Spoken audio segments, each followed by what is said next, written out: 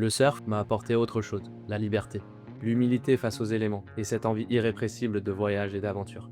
Je me suis entraîné sans relâche pour atteindre mon rêve, devenir surfeur professionnel. Rester au plus haut niveau demande plus qu'un rêve, le talent ne suffit plus. Aujourd'hui, tout se joue dans les détails. 2025 a marqué une étape importante, 2026 ouvre une nouvelle opportunité, et cette fois, rien n'est laissé au hasard.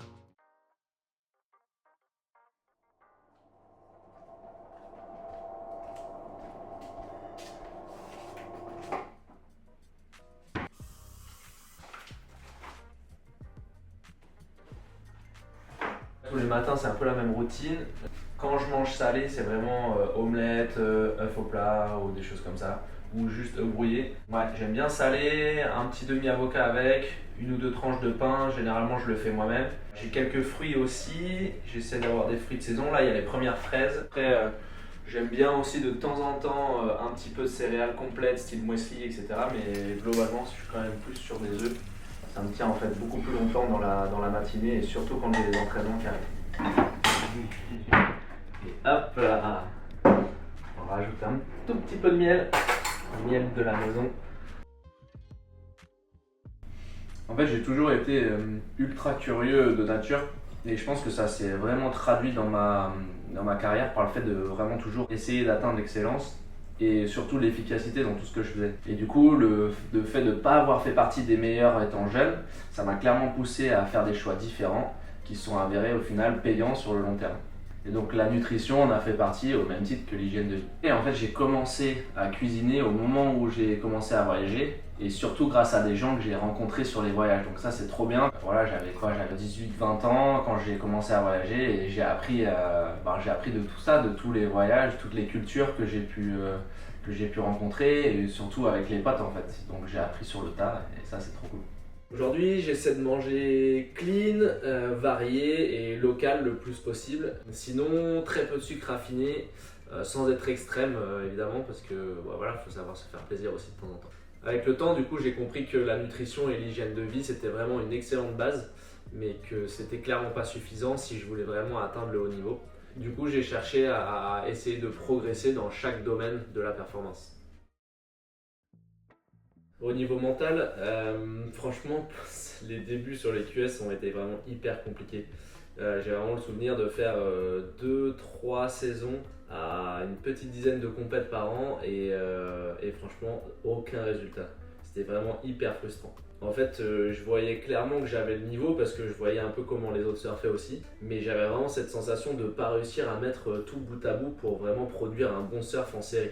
Là, du coup, la vie est quand même bien faite parce que, à force de persévérer, finalement, juste dans cette période-là où je me remettais vachement en question, j'ai rencontré ma préparatrice mentale d'aujourd'hui. Il y avait 2-3 points. Cette rencontre, elle a clairement changé énormément de choses dans ma carrière. Après, c'est sûr, aujourd'hui, la prépa mentale, elle est largement utilisée. Je veux dire, c'est hyper démocratisé dans le sport. Elle est utilisée dans tous les sports de haut niveau. C'est vraiment la base.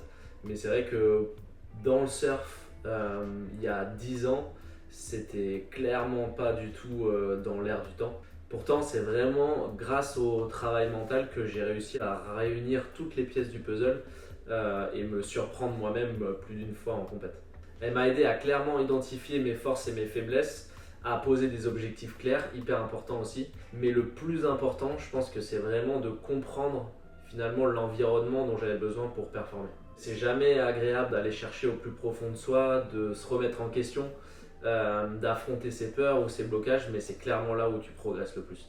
Donc il aura fallu à peu près 6 mois de travail pour vraiment voir les premiers résultats. Mais par contre, à mon retour de compète, c'était assez bluffant. Mais première compète, premier podium international. Et là, je me suis dit, ok, il y a un déclic, il y a quelque chose. Et le travail a clairement porté ses fruits.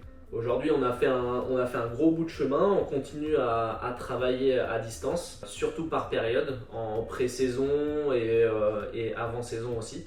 Et puis après, en compète, c'est vraiment, tu vois, retravailler les routines, remettre en place les ancrages, utiliser de la visualisation aussi pour les entraînements. Bref, il y a plein de choses qui sont en place. Et évidemment, il y a toujours plein de choses à gérer parce que on évolue, on grandit, voilà, les problématiques sont différentes. Mais là, aujourd'hui, la différence, c'est que j'ai vraiment les outils pour pouvoir gérer un maximum de situations Et d'ailleurs, pas que dans la compétition, mais aussi dans la vie de tous les jours.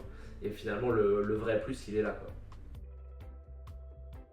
Le physique, lui, il a toujours été là. Et moi, j'ai toujours eu voilà, des bonnes capacités physiques étant gamin. Euh, j'ai toujours été hyper sportif à l'école, partout. J'ai toujours fait plein de sports.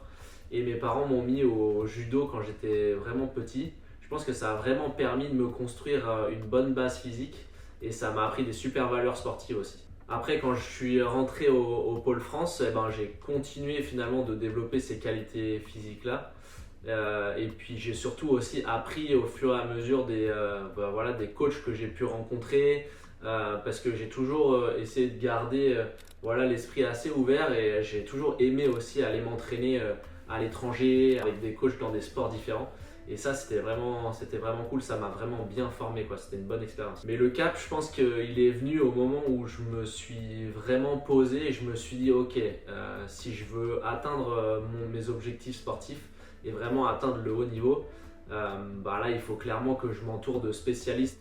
Finalement, c'est le Covid qui m'a donné le temps nécessaire pour me refaire une grosse base et un physique surtout à la hauteur de mes objectifs et de mes ambitions. Généralement, j'essaie de garder l'après-midi pour les entraînements physiques. Le matin, c'est plus surf pour avoir les meilleurs créneaux. Donc, deuxième entraînement de la semaine, petit physique classique. Là, on est proche des compètes, donc je suis à peu près 2 séances par semaine. Dans l'hiver, c'est plus 3. Mais dès qu'on se rapproche des événements, j'essaie de réduire les séances de physique pour aller plus surfer. Aujourd'hui, j'ai un suivi qui est sur mesure, qui est cadré et qui est précis. C'est hyper important parce que ça me permet vraiment de me décharger de ce côté-là. J'ai vraiment confiance en mon entraîneur aujourd'hui et je sais que tout est cadré, tout est calé. Pour résumer en gros mon programme, c'est vraiment une grosse base de force. C'est vraiment la spécialité de mon coach. Donc ça c'est cool et ça m'apporte vraiment l'explosivité dont j'ai besoin derrière pour le surf. Mais après, il y a aussi le cardio, il y a une grosse base de gainage. Il y a de la mobilité aussi, super important, et puis de la prévention. La prévention d'autant plus importante à 35 ans, justement si je veux continuer de performer sans blessure le plus longtemps possible. Ouais, en plus j'ai toujours accroché avec cette notion de longévité. C'est un terme un peu qui sort beaucoup maintenant, mais l'idée de pouvoir surfer et performer jusqu'à un âge avancé en prenant soin de son corps, ça a toujours résonné pour moi. Et c'est clair qu'après de l'extérieur, ça peut paraître contraignant. Voilà, les gens ont souvent trouvé que ça pouvait être chiant. Mais perso, ça l'a jamais été. En fait, quand c'est un choix assumé derrière, ça paraît logique et normal.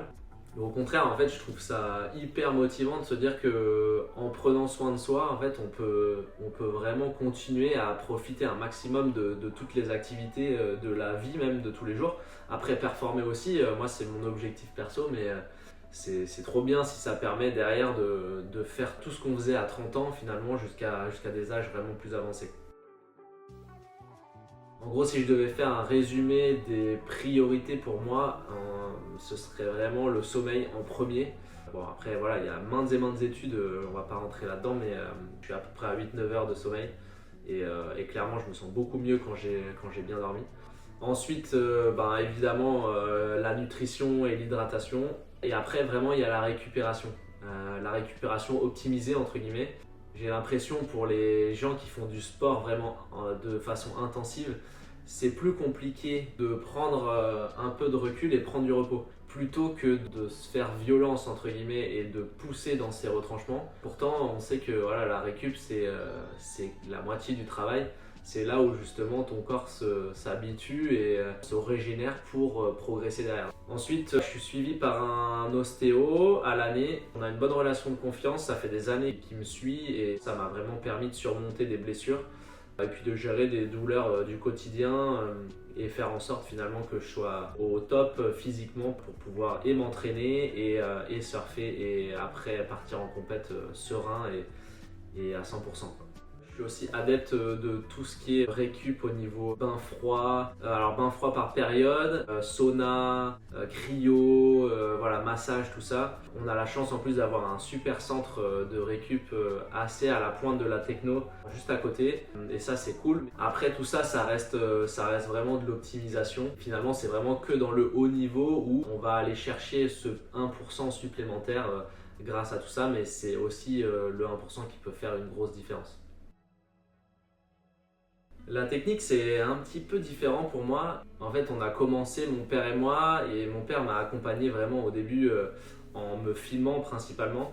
Et puis j'ai vraiment souvenir de ça, qu'on décortiquait toutes les sessions après à la maison en comparant les vidéos qu'on avait et tu vois les images de surf qu'on pouvait voir à l'époque sur les cassettes ou sur les DVD ou des trucs comme ça. En fait, c'est vraiment une fois au Pôle France que j'ai vraiment eu un cadre et des conseils vraiment précis pour pouvoir améliorer mon surf, étoffer un peu mon répertoire et mettre du coup un pied dans la compétition. Le truc le plus important que j'ai appris de mes années de Pôle France, le fait d'arriver à s'auto-analyser, ça me sert toujours aujourd'hui. En fait, principalement à cause du manque de budget aussi, parce qu'avoir un coach à l'année ça coûte cher. J'ai dû faire des choix et j'ai avancé seul pendant un bon moment. J'ai fait appel ponctuellement à des coachs, mais le reste du temps, je me faisais filmer par des caméramans.